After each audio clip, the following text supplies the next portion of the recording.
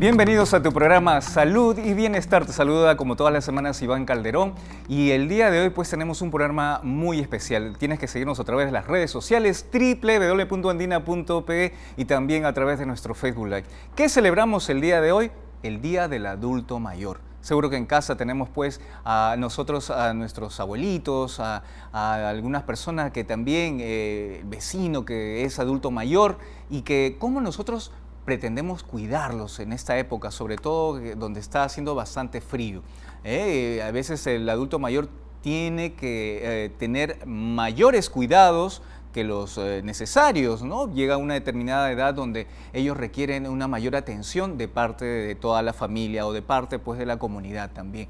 Para eso el día de hoy está con nosotros el doctor Carlos Vela, quien es geriatra del Hospital de la Fuerza Aérea del Perú, quien está con nosotros. Bienvenido, doctor, muchas gracias por la invitación. Brindarnos su tiempo a nuestro programa Salud y Bienestar. Y también estamos con la licenciada, la señora Rosa Rodríguez, quien es psicóloga de la Pontificia Universidad Católica del Perú. Muchas gracias por la invitación también. Bueno, gracias a usted también por estar. Bueno, un equipo de lujo tenemos el día de hoy para hablar acerca del adulto mayor. El adulto mayor que a veces nosotros lo tenemos un poco abandonados, olvidados, ¿no? Porque pensamos que ya están en una etapa en la que pues simplemente tienen que estar en casa leyendo, realizando crucigramas o tejiendo. Y eso a veces es mentira, ¿no? Tenemos que también hacer que ellos también estén en constante actividad para mantenerle una salud mejor, ¿no? Un bienestar mejor en ellos también. Doctor, empecemos con usted. ¿Cuáles son los problemas más frecuentes que se presentan en los adultos mayores? Bueno, el tema de los adultos mayores, tú lo has dicho, ¿no? Está relacionado muy bien al problema fundamental que son los cuidados, ¿no? O sea, una preocupación frecuente es justamente cómo hacemos para prevenir las enfermedades si no tenemos un aliado estratégico al lado de un adulto mayor que puede ser un familiar o un cuidador, ¿no?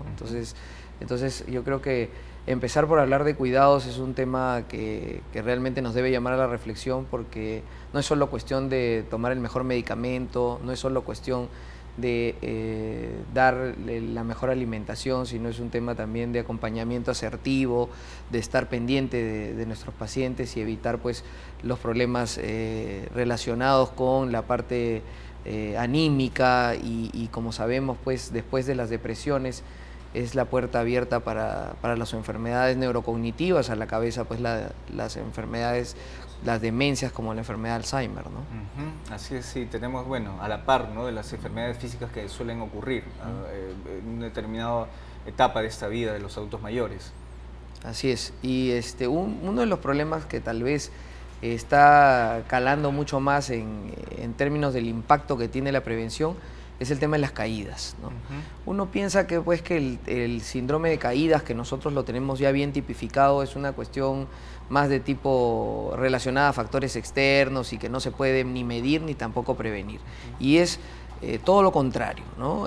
Si nosotros analizamos no solamente los factores externos e internos del paciente adulto mayor, podemos evitar no solamente que se caiga, sino que puedan haber consecuencias funestas como las fracturas, específicamente las fracturas de cadera que los llevan a la postración, a la inmovilidad, y por supuesto es un predictor muy alto de mortalidad también, ¿no? Sí, las caídas suelen pues ser a veces frecuentes en el adulto mayor y a veces accidentes tan caseros, ¿no? En casa, levantándose simplemente para ir a recoger la taza o llevarla a la cocina y de pronto se resbalaron con sus propios... De hecho, el mayor porcentaje de caídas ocurre dentro del domicilio, ¿no? Y entonces eso nos llama a la reflexión de que sí deben haber estrategias dentro de ese espacio para poder manejar y disminuir el porcentaje de caídas de estos pacientes, ¿no? Fundamentalmente en el baño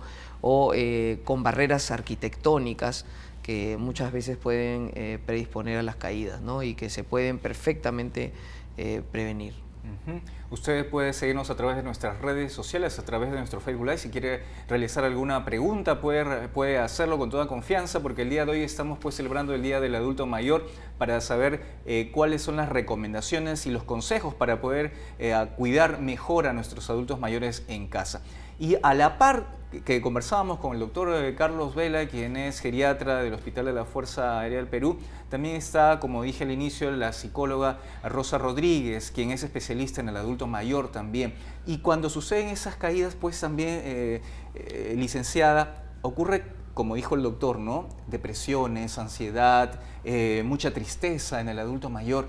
¿Y cómo poder ayudarlo, ¿no? A la par, ¿no? Porque si bien es cierto, van a ir a su consultorio, usted va a recomendar ciertas cosas, ¿no? Si es que necesita, bueno, una mayor atención.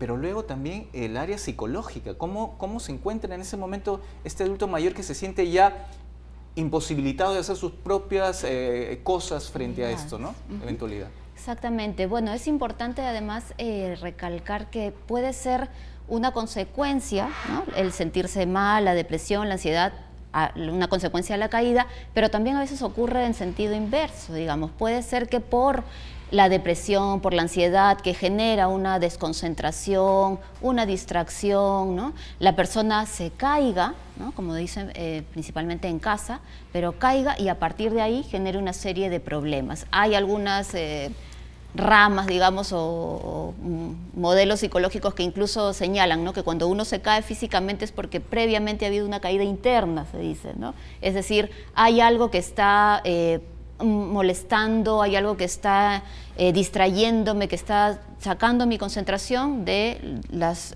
cosas que yo tengo que realizar, de las actividades que tengo que hacer, de dónde piso inclusive, ¿no? Estoy distraída, cruzo la calle, tomo mal un escalón o al subir al bus y eso genera una caída. Ahora, cuando es luego de la caída, ¿no? Esta depresión o esta ansiedad necesita mucho el apoyo, el cariño de los familiares, de los seres queridos, si no hay familiares cercanos, de los amigos, de los vecinos, de la comunidad, que se integre y que se solidarice con esta persona adulta mayor, que esté pendiente, que hagan entre todos, entre la familia o entre la comunidad, como decía, algún trabajo de apoyo mutuo por turnos para que esta persona no se sienta sola, ¿no? Ahí el apoyo, digamos, afectivo, el acompañamiento es muy importante y puede serlo de diferentes maneras. Puede haber una persona, un familiar que se encargue de acompañarlo a sus citas médicas, a seguir el chequeo de sus medicamentos que tiene que tomar o a sus tratamientos. Otro familiar u otra persona puede encargarse de asistir con esta persona adulta mayor a algún centro para mayores o algún viaje, algún paseo, ¿no? Y así en distintas actividades que pueden realizar, ¿no? Entonces es muy importante en este sentido, cuando hay sobre todo este tipo de caídas, ¿no? Contar con apoyos, no solamente los apoyos, como decíamos, físicos, sino también apoyos en cuanto a las personas, ¿no? Que el adulto mayor sienta que no está solo, por más que hay una investigación reciente del INEI donde un gran porcentaje de adultos mayores vive solo, o son jefes de hogares, pero son jefes de hogares unicelulares, digamos, no hay más familia dentro de ella, entonces necesita mucho el apoyo, la contribución de los familiares, de sus tiempos, poder organizarse y también, como menciono, de la comunidad, ¿no? De sus vecinos, de generar una red de protección social para el adulto mayor. Importante esto que dice licenciada, porque realmente, como dijimos al inicio del programa, pues a veces los dejamos aislados al adulto mayor, ¿no? Los dejamos un poco abandonados y es donde se producen pues todo este tipo, no solamente problemas físicos, sino psicológicos también. Doctor Vela, ¿cuáles son los otros tipos de situaciones que se presentan en el adulto mayor? Por ejemplo, a su consultorio, ¿no? ¿Cuáles son las enfermedades o los tipos de casos más frecuentes que usted se ha podido dar cuenta a lo largo de toda su trayectoria como geriatra? Sí, bueno, la doble carga de enfermedad es una condición bien frecuente en nuestros pacientes, ¿no? Son pacientes que tienen varias enfermedades que se van sumando y que en todo caso van generando pues esos problemas de movilidad que a veces uno los considera como achaques, pero no son más que la expresión de algunas enfermedades que se pueden tratar, ¿no? Por ejemplo, las enfermedades osteoarticulares como la artrosis es una de las patologías más frecuentes que vemos, seguida de los problemas de tipo neurológico, ¿no? O sea, la enfermedad neurológica degenerativa, llámese enfermedad de Alzheimer o enfermedad de Parkinson, son grandes discapacitadores de este grupo poblacional, ¿no? Y entonces ahí es muy importante esa red de contingencia que en definitiva el principal protagonista es la familia, ¿no? De hecho, la OMS establece que ante estas huestes de adultos mayores que ya han rebasado nuestras capacidades como profesionales para asumir no solamente los costos, sino también la carga de cuidados, es la familia, y romper la brecha generacional lo único que puede salvarlos, ¿no? Es decir, el contacto con los nietos, el contacto con los hijos, hace que estas redes se afiancen, y por supuesto es un beneficio de ida y de vuelta, ¿no? Porque es algo que se ha perdido, el saber que la sabiduría que llevan los pacientes adultos mayores en toda esta experiencia de vida que han tenido, si se trasladara de manera efectiva a los nietos y a los hijos, realmente tendríamos ciudadanos de mejor valía y por supuesto cometerían menos errores probablemente, ¿no? Porque se traduce en ese proceso de aprendizaje de generación en generación que los adultos mayores pueden beneficiar a sus propias generaciones, ¿no? Sí, pues, y esto lo dejamos de lado, licenciada, ¿no? Exacto. Y esto además es importante propiciar este tipo de actividades, de acciones, ¿no?, intergeneracionales o en sí mismas generacionales también, para que otros adultos mayores se animen, digamos, a participar en actividades. Y tener muy claro dos conceptos importantes, sobre todo en la vejez, ¿no?, que es la autonomía y la independencia. Tener claro lo que significa cada uno y la diferencia, porque uno puede dejar de ser independiente porque tuvo una fractura de cadera o porque ya, digamos, se moviliza con un bastón, con un andador, una silla de ruedas. Perdí independencia probablemente, ¿no? Ahora dependo de una prótesis, un equipo, una persona, un cuidador, pero lo que no he perdido es la autonomía, esa capacidad de poder seguir tomando mis propias decisiones, ¿no? Yo decido si quiero salir a pasear un rato, si hay sol, quiero ir a ver una película, ir al teatro, decido a lo mejor si me puede acompañar a uno u otro supermercado a comprar algo. Sigo tomando yo mis propias decisiones, qué hacer con mi dinero, qué es lo que quiero comprar, ¿no? Esas cosas son importantes también mantenerlas, ¿no? Que la persona adulta mayor pueda fortalecer su autonomía y su independencia. Si pierdo independencia, lo importante es ahí que la autonomía se mantenga lo más que se pueda. A veces se confunde también y se dice que un adulto mayor o estar en la vejez ya es estar enfermo, y eso es algo totalmente equivocado. Uno puede tener enfermedad, una o dos o varias, ¿no?, en la vejez, pero la enfermedad es parte de la persona. Yo tengo otros aspectos en mi vida como ser humano, puedo ser un profesional, puedo haber tenido una ocupación, un oficio, una actividad, un interés, y eso tengo que seguir teniéndolo presente, ¿no? Entonces, si soy un adulto mayor, poder ir desarrollando también mis otras actividades. Si ya no puedo a lo mejor cocinar porque ya tengo que estar un poco lejos de las cosas calientes, puedo ir asesorando a una generación posterior a la mía, ¿no?, en cómo realizar un plato, una receta. Si ya no puedo tejer, como decías al inicio, porque tengo un problema a lo mejor ya muy fuerte de artrosis, puedo ir mostrando cómo lo hacía yo, qué movimientos tenía que realizar, y así voy dejando también y transmitiendo un legado, que es parte de la trascendencia de todo ser humano, y esa tranquilidad emocional, psicológica que nos deja también cuando nos vamos ya un poco acercando hacia la finitud de nuestra vida, ¿no? Y qué interesante poder combinar el día de hoy la función de la psicología también, ¿no? Porque creo que van de la mano, ¿no? Sin duda. El camino para poder darle un mejor bienestar al adulto mayor. Doctor, en cuanto a la alimentación del adulto mayor, ¿tiene que variar, tiene que cambiarse totalmente la alimentación del adulto mayor? ¿Qué es lo que recomienda usted? Bueno, en el tema de la parte nutricional hay una serie de matices que deberíamos empezar a respetar, ¿no? Y un poco de la mano de lo que tú decías de la autonomía, viene justamente esa capacidad de autorrealización y también de decisión que tienen ellos, ¿no? Los hijos adoptamos una una figura inadecuada, que es la figura de creernos los padres de nuestros padres. Así es. Y hay algunos paradigmas que nosotros tratamos de combatir, que muchas veces en la parte social se dicen que es que son como niños, ¿no? Y entonces cuando uno es como niño, entonces es susceptible de ponerle límites, de ser reprendido, ¿no? Y de probablemente enseñarle cómo son las cosas, cuando en realidad es al revés, ¿no? De ellos debemos aprender muchas cosas. Entonces, un poco en el tema nutricional, que yo normalmente es un campo de estudio que me apasiona, digo que la próxima vez la charla que yo dé no voy a estar solo, sino probablemente esté acompañado de Gastón, ¿no?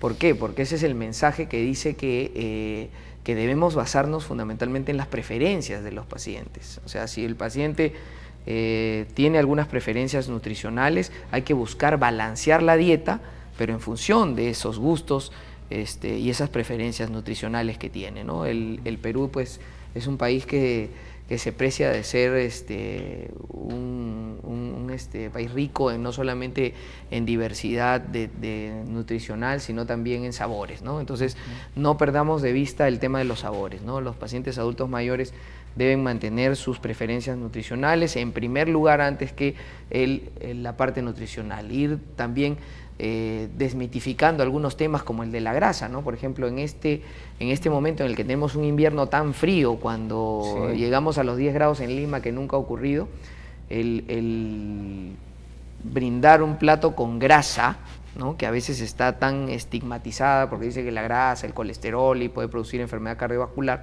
eso es verdad en la medida en que no la consumas, ¿no? Pero si tú consumes la grasa para generar calorías, cada centímetro de grasa genera 9 calorías. Entonces eso es lo que les va a dar calor, ¿no? Yo me puedo poner 10 chompas, pero si no como algo que tenga un poco más de grasa, por supuesto podemos optar por grasas que vienen del mundo vegetal también, ¿no? Como el aceite de oliva, como los aceites de los frutos secos, etcétera. Los mismos frutos secos también tienen su propia grasa.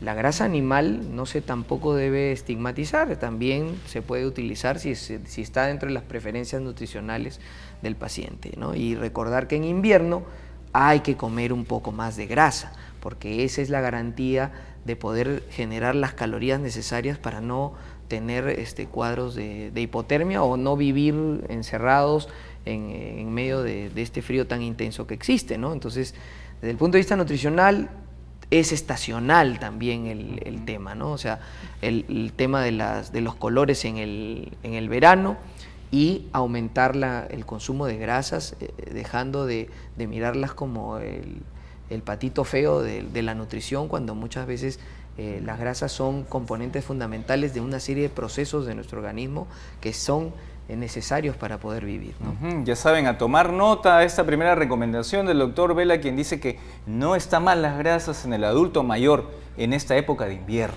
¿no? Lo más importante y no prohibir, ¿no? Como usted dice, no prohibir algunos alimentos, porque nosotros decimos, no, te va a hacer daño, no lo tienes que comer, ¿no? O sea, evitamos que coman tal cosa. No, como usted dice, hay que balancear, ¿no?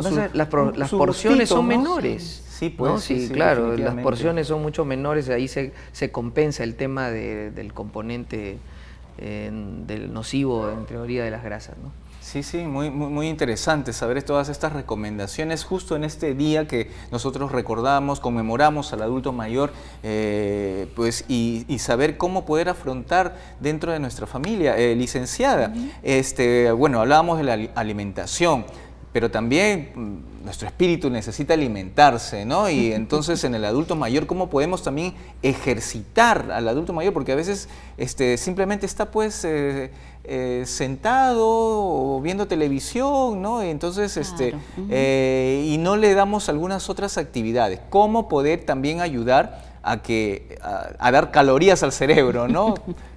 Bien, bueno, yo antes de responder eso solamente quería complementar lo que bien había dicho el doctor en el sentido de tratar de no comer solo, ¿no? Tratar de siempre el almuerzo, el desayuno, comer con alguien en compañía, porque también ahí uno asimila, digamos, también mejor la alimentación, hay una conversación, un intercambio de un diálogo, digamos, ¿no? Una socialización, y eso es importante también, incluso para la propia digestión, digamos, ¿no?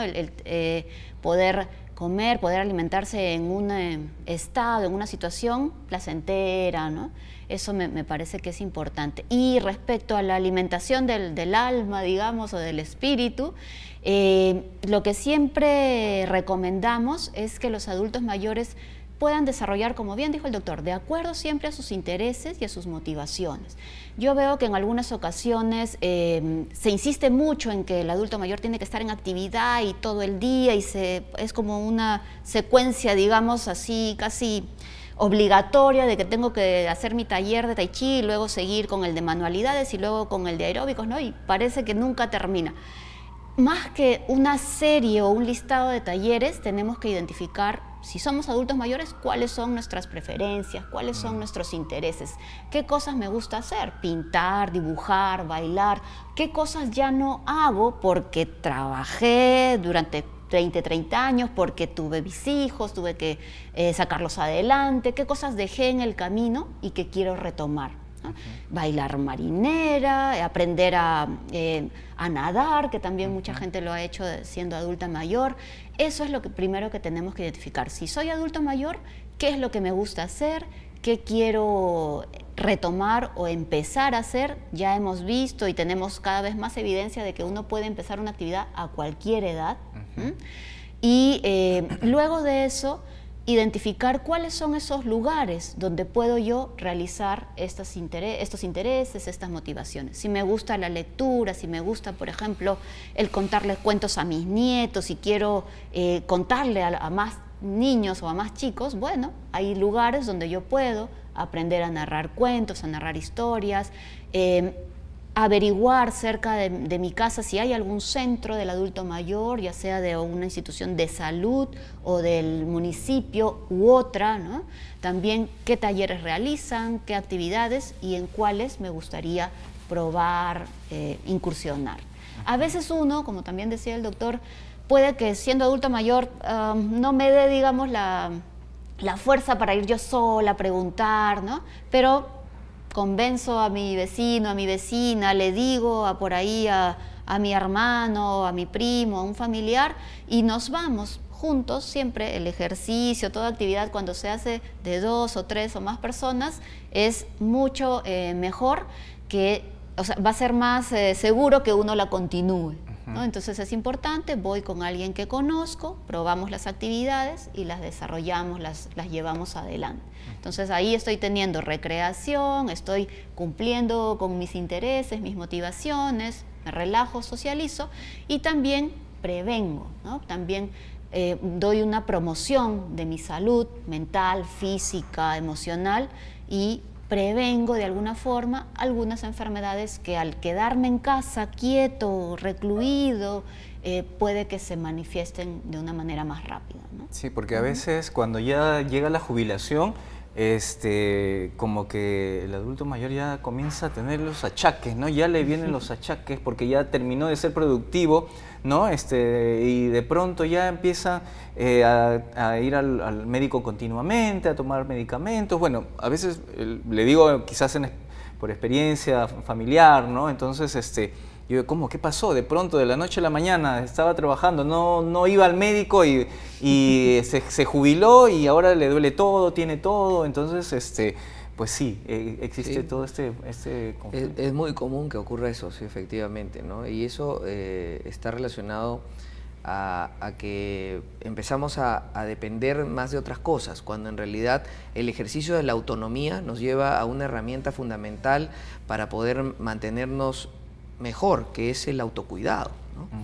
O sea, ese es el mejor momento para poder dedicarle todo el tiempo que tenemos, porque ya estamos jubilados, a nuestra realización personal, y ahí, por supuesto, está incorporada la salud mental y la salud física, ¿no? O sea, dedicarle tiempo a cosas que estuvieron en mi agenda y estuvieron pendientes y las resuelvo en este momento, en el ejercicio de mi autonomía, pero también a de repente explorar en la nutrición, una nutrición más balanceada, con un poco más de tiempo para ir al supermercado, escoger yo mismo la fruta que prefiero, diseñar mis propias recetas para poder alimentarme mejor y sobre todo, lo que siempre digo, ¿no? Alimentarme mejor, pero sin perder el gusto por lo que en realidad yo prefiero, ¿no? Entonces ahí creo que casi todo lo que hemos conversado ha tenido un mensaje relacionado a la autonomía, ¿no? Y al preservar eso que es tan valioso en esta etapa de la vida, ¿no?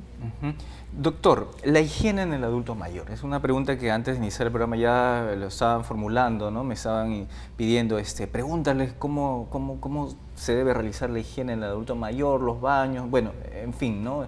¿Cómo se debe realizar? Sí, retomamos un poquito el tema de las caídas, porque efectivamente el principal lugar donde los pacientes adultos mayores se caen es en el baño. En el baño, así es. ¿Ya? Y ese fue, por supuesto, en el tema de la búsqueda de hacer la higiene. Entonces, el baño es el principal lugar, no solo donde se caen, sino que tiene la mayor cantidad de barreras arquitectónicas, ¿no? Hay una costumbre muy frecuente de usar tinas, ¿no? Y eso la verdad es que es como un salto con garrocha para una persona que ya tiene algunas dificultades para poder incorporarse, más el tema de que se puede deslizar, ¿no? Entonces ya hay toda una corriente de cómo debe ser el baño del adulto mayor, ¿no? Entonces ahí debe ser un lugar seguro, no debe ser más bien una trampa mortal, ¿no? Entonces, tener los pisos antideslizantes, tener las barras para que pueda sujetarse, si tiene muchas dificultades para hacerse la higiene, lo puede hacer sentado en una silla, de preferencia que no sean las sillas esas de plástico, porque esas más bien son otra trampa mortal, ¿no? Y se pueden deslizar, y después, por supuesto, tratar de incluso darle algún tipo de soporte en el tema de la higiene, ¿no? Ya no tienen la misma capacidad para poder hacerse la higiene adecuadamente, entonces se puede complementar,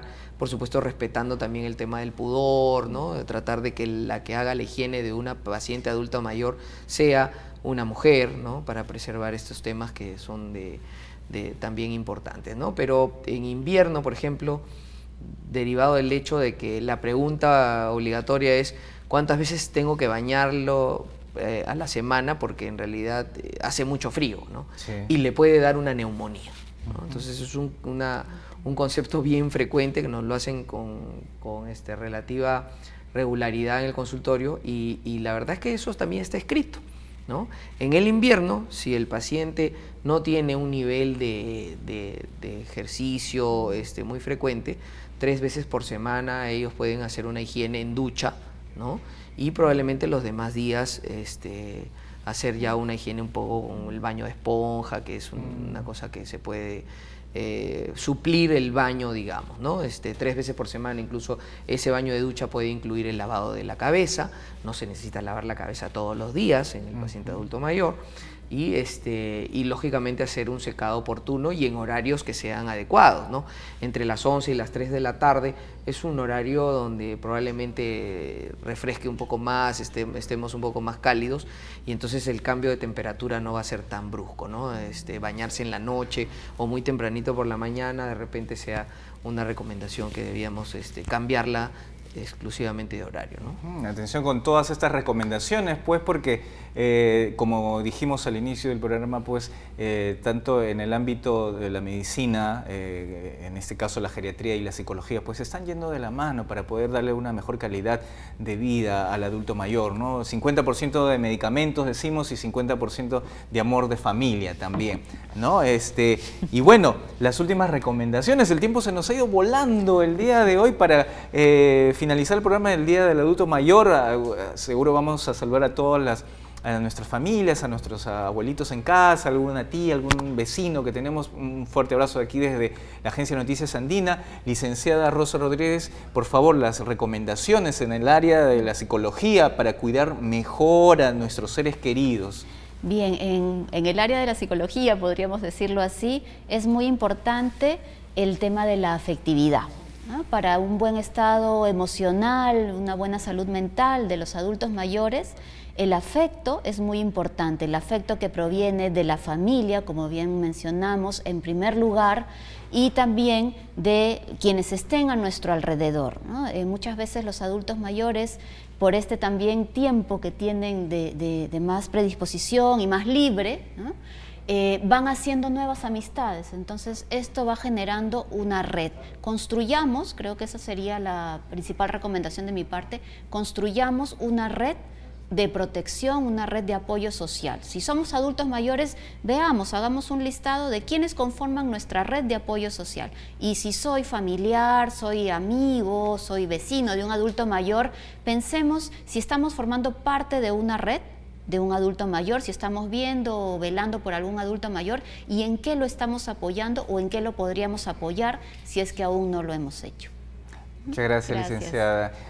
Doctor, las últimas recomendaciones para finalizar el programa. Mi recomendación sería que se junten en familia, que se junten entre amigos, ¿no? que se den cuenta pues que estamos en un país bendito, son adultos mayores peruanos, pueden comer comida peruana que es muy rica, pero más se va a saborear en compañía de la familia, en compañía de los amigos, y yo creo que el mensaje sería ese, ¿no? Empecemos a generar espacios para que entre pares y entre familia y rompiendo las brechas intergeneracionales con los nietos tengamos un nivel de participación mayor, y eso por supuesto genere el bienestar que estas personas necesitan y que además se merecen porque es lo que deben cosechar de lo que han sembrado, ¿no?